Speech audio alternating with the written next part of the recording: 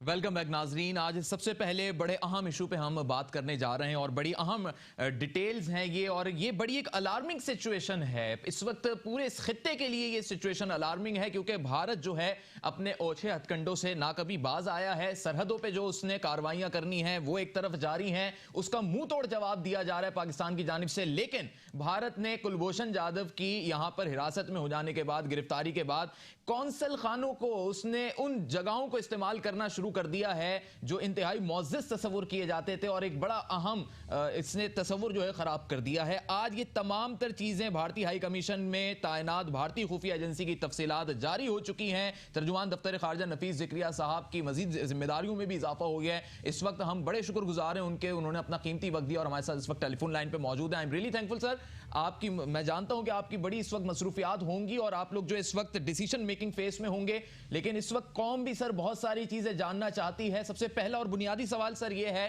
कि क्या चीजें क्लियर हो चुकी हैं, यही लोग थे या फर्दर और लोग हैं, और आगे चल के पाकिस्तान और भारत के ताल्लुकात किस फेज में आएंगे? क्या बंद करना पड़ेगा इनके इदारों को जहां पे जो मौजूद हैं, सिफारत खाने इनके? बिस्मिल्लाहिर्रहमानिर्रहीम, अस्सलाम वालेकुम। सबसे पहली बात तो ये है कि आपने डेफिनेटली जो बात कही थी बिल्कुल सही है कि भारत जो है वो मुख्तलिफ अब हथकंडे इस्तेमाल कर रहा है, लेकिन उसके पीछे जो बेसिक उसका मकसद है वो बेसिकली ये है कि वो किस तरीके से जो मकबूजा कश्मीर में मजालिम हो रहे हैं उनकी तरफ से तवज्जो हटाना चाहता है पूरी दुनिया की। और दूसरा जो पहलू है, ये जो चीज़ अभी सामने आई है उसका ताल्लुक इस चीज़ से जो हमने हमेशा कहते रहे हैं पहले भी कि भारत जो है वो पाकिस्तान में तकरीबी कार्रवाइयों में मुलव्वस है। उसकी स्टेट एजेंसी जिसका नाम रॉ और इंटेलिजेंस ब्यूरो है, उसके कारकुन जो है वो मुख्तलिफ गाब में मुख्तलिफ जरियों से जो है यहाँ पर सरगर्म अमल रहे हैं। ये जो चीज़ सामने आई है, आपने सही फरमाया, हमें भी बड़ी सख्त डिसअपॉइंटमेंट है कि ये एक ऐसा इंस्टीट्यूट है, एम्बेसी या हाई कमीशन, जिसका मकसद जो है वो ताल्लुकात को संवारना और ताल्लुकात को बढ़ाना होता है। तो पूरी दुनिया में इसने तासुर खराब कर दिया ना। वियना कन्वेंशन में 1963 में जो चीजें तैयार हुई, इस पे तो इंटरनेशनली कार्रवाई होनी चाहिए भारत के खिलाफ।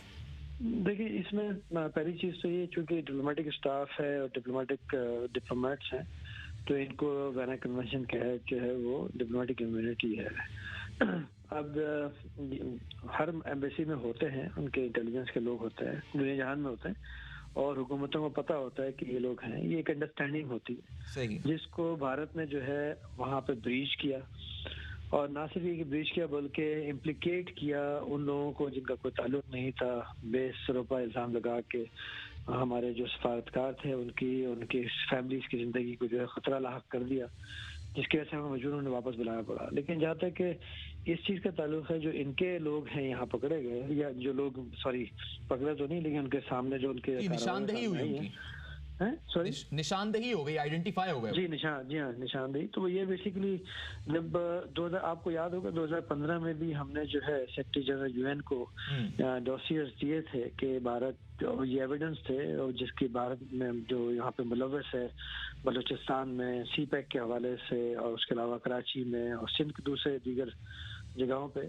इसके कई पहलू असल में हमें बहुत सारी चीजें देखनी होगी। जो असल मकसद है वो पाकिस्तान को गैर मुस्तहकम करना। बिल्कुल। जब हम ज़रब-ए-अज़्ब जो है हमारे बड़ा कामयाबी के साथ आगे बढ़ा, और आपको पता है कि किस तरीके से ये तो जैसे दहशतगर्दी के जो ग्राफ है वो बिल्कुल नीचे आया, तो उन्होंने फ्रंट खोलना शुरू कर दिया ताकि पाकिस्तान जो है वो उसका ध्यान बटे। वेस्टर्न साइड से भी आपको पता है कि अफगानिस्तान में भी उनकी कार्रवाई आपके नॉलेज में है, और किस तरीके से चीज़ें सामने आई हैं कि उनका और अफगानिस्तान के सॉइल को किस तरह इस्तेमाल कर रहे हैं। मैंने बारहा इसका रेफरेंस दिया है कि जो अमेरिका के डिफेंस सेक्रेटरी थे चक हेगल, उन्होंने 2011 में इंकशाफ किया था, लेकिन 2013 में एक बात सामने आई थी जब उन्होंने कहा था कि भारत जो है अफगानिस्तान की सरजमीन से पाकिस्तान में फाइनेंसिंग करता है इंस्टेबिलिटी को। बिल्कुल। तो ये बहुत सारी शवाहिद है। फिर कुलभूषण यादव का पकड़ा जाना, फिर उसके बाद जो है एक के बाद दीगर चीजें आई कि 15 अगस्त को मोदी साहब का स्टेटमेंट, और उसके अलावा मनोहर पारिकर का स्टेटमेंट जो उन्होंने कहा कि जी हम दहशतगर्दों को इस्तेमाल करेंगे पाकिस्तान के खिलाफ। اجیت دوول کا اسٹیٹمنٹ کہ ہم جو ہے وہ طالبان کو استعمال کریں گے. میں بڑی کچھ 2-3 بڑی امپورٹنٹ چیزیں ہیں اس وقت. یہ پورا پروگرام جو ہے اور آپ جو جواب دیں گے وہ سب کے لیے بڑی امپورٹنس رکھتا ہے. اور میں آپ کو یہ بھی یہاں پہ مینشن کر دوں کہ انڈیا میں بھی اس چیز کو جو ہے اس وقت آبزرو کیا جا رہا ہے. پہلی چیز یہ کہ پرسونا ناٹ گراٹا یہ ایک ٹرمنالوجی استعمال کی جاتی ہے اور یہ اسی میں ویانا کنونشن اور ڈپلومیٹک لینگویج میں استعمال ہوتا ہے. تو ہم نے صرف انہیں پرسونا ناٹ گراٹا یعنی یہ لوگ بس ہم نے نشاندہی کر دی, ناپسندیدہ ہو گئے, یہاں سے چلے جائیں, یہ ہے, یا ہم تحقیقات کرنے کا جواز رکھتے ہیں؟ کوئی ایسا آرٹیکل موجود ہے ویانا کنونشن کے قوانین کے تحت؟ نہیں, دیکھیں ڈپلومیٹک کمیونٹی ہوتی ہے, اس وجہ سے ہم تو اس کو مد خاطر رکھتے ہیں اور اس کو رسپیکٹ دیتے ہیں. یہ ضرور ہے کہ اس وقت جو اتھارٹیز ہیں ہماری, وہ اتھارٹیز جو ہے اس چیز کو غور و خوض کر رہی ہیں اور آگے فیوچر میں ہم نے کیا کرنا ہے اس حوالے سے وہ اس کے اوپر جو ہے ابھی چیزیں. کیونکہ سر نئی دلی میں بھی پاکستانی سفارتکار کو گرفتار کر کے اسے تشدد کا نشانہ بنایا گیا. تو میں نے پہلے بھی عرض کیا تھا, آج میں نے اپنے اسٹیٹمنٹ میں بتایا کہ جی چونکہ ہمارے جو سفارتکار ہیں, ہمارا جو عملہ ہے وہاں پہ, اس کے اوپر جو ہے خاصی نظر رکھی جاتی ہے. تو یہ تو ہو ہی نہیں سکتا تھا کہ ان کو یہ پتہ نہ ہو کہ محمود اختر جو ہے وہ پاکستان ہائی کمیشن میں کام کرتا ہے, اور اس کو پھر ایجنسی والوں نے ہی اٹھا کے اس کے بعد اس کو انٹروگیٹ کیا, اس کو مارا پیٹا, جو کچھ بھی کیا, لوگ کو کیا. تو انہوں نے جو ہے ایک تو سفارتی نارمز کو جو ہے وائلیٹ کیا اور ویانا کنونشن کو بھی وائلیٹ کیا ہے اس چیز کے اوپر. کیونکہ اگر ایک آدمی سالوں سے جو ہے آ رہا ہے, اندر جا رہا ہے, تو ڈیفینیٹلی ان کو پتا ہے کہ یہ ہائی کمیشن کا اسٹاف ہے.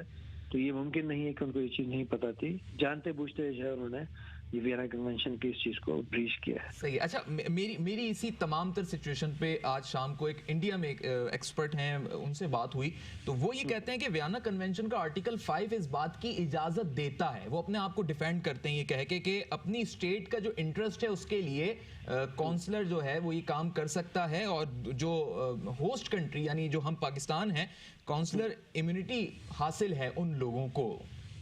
کیا کہیں گے سر؟ نہیں دیکھیں, یہ ڈپلومیٹک کمیونٹی جو ہے وہ امیونٹی ہوتی ہے. کونسلر امیونٹی جو ہے وہ یہ ایک الگ چیز ہے. بیسیکلی کونسلر میٹرز کے اوپر جو ہے امیونٹی کا ایز سچ کوئی کانسیپٹ نہیں ہے. لیکن یہ چونکہ ہائی کمیشن کے اسٹاف ہے جن کو ڈپلومیٹک امیونٹی ہوتی ہے, لیکن یہ کہیں پر بھی نہیں ہے کہ وہ جو چاہے کرتے پھریں.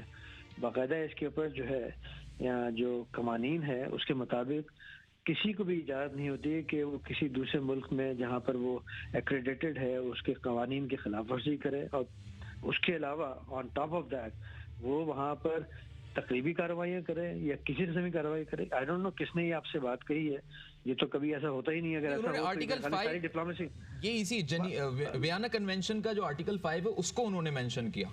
میں دیکھ لوں گا, ایسا تو زبانی آدمی بھی یاد نہیں ہوتا ہے کہ آرٹیکل 5 کیا تھا, but I am very sure ایسا ہو ہی نہیں سکتا کہ کوئی ایسا آرٹیکل انہوں نے رکھا ہو کہ جی جو چاہے وہ کرتا پھرے. نہیں, جو چاہے نہیں, مطلب اپنے ملک کے انٹرسٹ میں کام کر سکتا ہے کونسلر دوسرے اپنے ملک کے انٹرسٹ میں کام کرنے کا ہرگز مطلب نہیں ہوتا کہ آپ دوسرے ملک کے جو سیکیورٹی ہے اس کو جیپرٹائز کریں.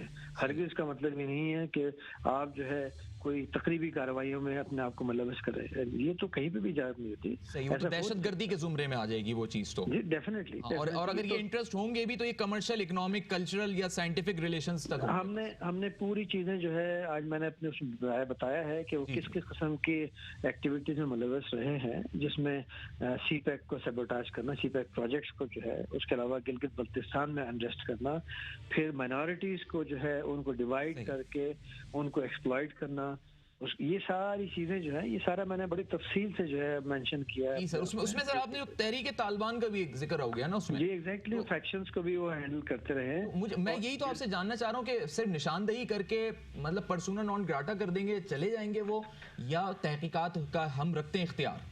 جی اصل میں تحقیقات تو ہو چکی ہیں, ظاہر شواہد تھے جبھی تو جو ہے یہ چیز بتا دی گئی ہے, ورنہ شواہد نہ ہوتے تو بتانے کا جو ہے وہ ہم انہیں کلبھوشن کی طرح ٹریٹ نہیں کر سکتے, اس کی اجازت نہیں ہے جو ہے اس کو. نہیں, کلبھوشن جو ہے وہ تو تھرڈ کنٹری سے آپریٹ کر رہا تھا. کلبھوشن کو کوئی ڈپلومیٹک امیونٹی حاصل نہیں تھی.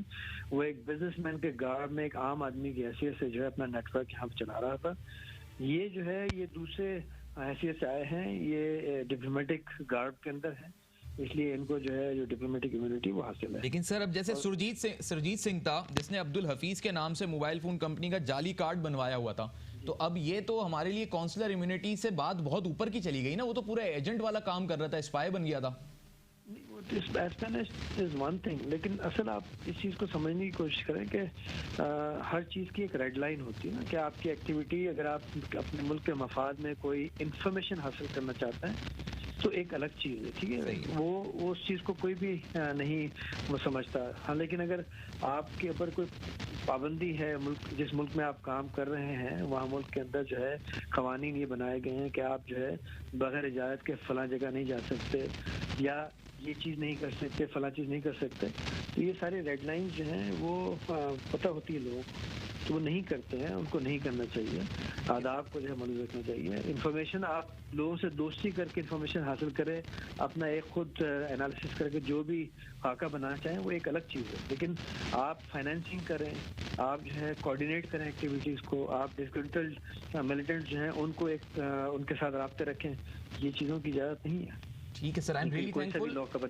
صحیح سر, بہت شکریہ, آپ نے اپنا قیمتی وقت دیا ہے اور آئی ایم ریئلی تھینکفل. اور یہ بھی ہم دیکھ رہے ہیں کہ مستقبل میں یعنی چند دنوں میں مزید بھی چیزیں آئیں گی آپ کی جانب سے, اور جس چیزوں پہ کام ہو رہا ہے اس پہ پوری قوم جو ہے پر امید ہے. جناب نفیس ذکریہ صاحب دفتر خارجہ کے ترجمان ہمارے ساتھ اس وقت ٹیلی فون لائن پہ موجود تھے. بڑی امپورٹنٹ انہوں نے بات کہی, اور سب سے اینڈنگ پوائنٹ جو بڑا اہم ہے سب کے لیے, پوری پاکستانی قوم کے لیے, کہ وہ جو ریڈ لائن تھی اس کو کراس نہیں کرنے دیا ہے ہمارے دفاعی اداروں نے, ہمارے حساس اداروں نے بشمول ISI اور دیگر, اس میں ہماری پاکستانی انٹیلیجنس, جس نے انہیں اس جگہ تک نہیں پہنچنے دیا, ان کو ان کے مشن میں کامیاب نہیں ہونے دیا.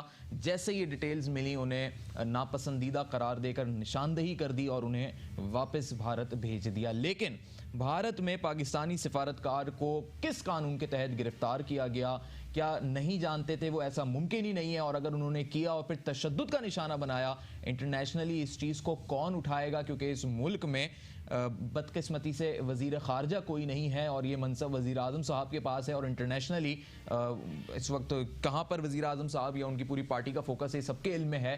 تو یہ ساری چیزیں کسی نہ کسی کی رسپانسبلٹی ہونی چاہیے تاکہ وہ ویانا کنونشن کے تمام پوائنٹس اور آرٹیکلس کو سامنے رکھتے ہوئے اپنے حقوق کی بھی بات کر سکیں اور بھارت کے جو اوچھے ہتھ کنڈے ہیں انہیں مزید بے نقاب کر سکیں. ایک مختصر سا وقفہ لیں گے, وقفے کے بعد آپ کو بتائیں گے کہ کراچی میں آج ایپیکس کمیٹی کا جو بڑا اہم اجلاس ہوا ہے, کچھ توقعات ہیں کہ شاید یہ ایک اجلاس ایسا تھا, توقعات ہیں, کنفرم نہیں ہے, کہ کور کمانڈر کراچی کی آخری اس میں شرکت تھی, مائٹ بھی پاسبل کہ ان کا ایک ڈیوریشن پورا ہو چکا ہے. تو بہت اہم تجاویز اس میں آئی ہیں, جس میں سے سب سے امپورٹنٹ ایک تجویز آئی ہے وہ میں آپ کو بتاؤں گا ایک بریک کے بعد.